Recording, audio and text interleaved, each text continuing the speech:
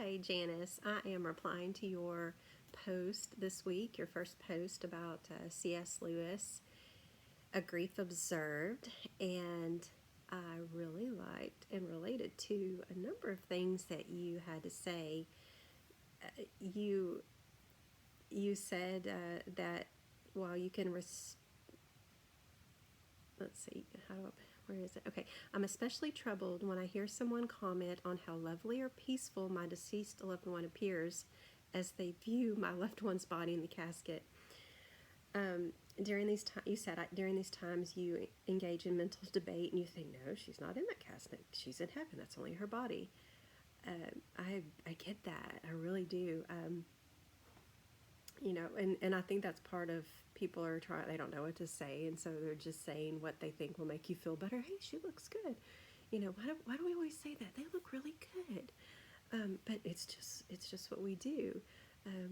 I remember my daughter passed away when she was little, and I just remember the same thing. It's not funny, but it's just, you're standing there.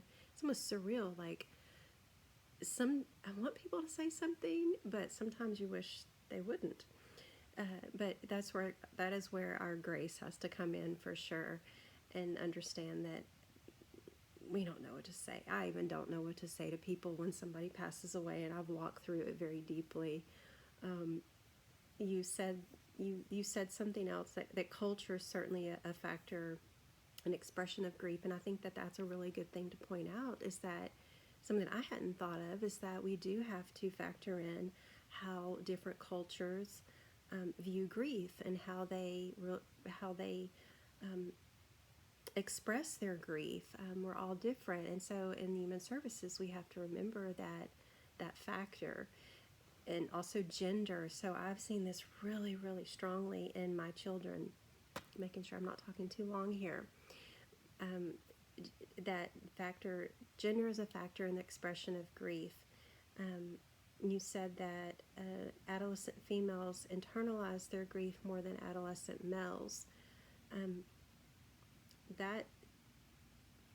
When in my experience, my kids were really young when their sister passed away, and so as they've gotten older, I've probably my daughter has internalized things more, but she was really little, so she doesn't really remember her sister. But my son, he probably did internalize it more, and it came out in really unhealthy ways. That's how he externally expressed himself, was in negative ways. So really great statement there, and really good points that you made.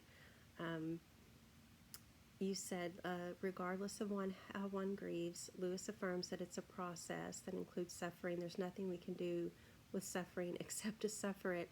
So when I read that line, I thought about something that, I don't know if you've ever heard of the children's book Going on a Bear Hunt, but it's something that I always read to my children when they were little. You're going on a bear hunt. We can't go over it. We can't go under it. We've got to go through it. And when my daughter passed away, that was something really common, that I would read to them. And I remember just making that sort of simplistic relation that in grief we have to go through it. We can't get around it. We can't sleep our way through it. I guess we could try, but really we can't. We have to go through it. And hang on, it went off. Anyway, there's nothing we can do with suffering except to suffer it. So really great points. I appreciated your post. Thank you so much. Bye-bye.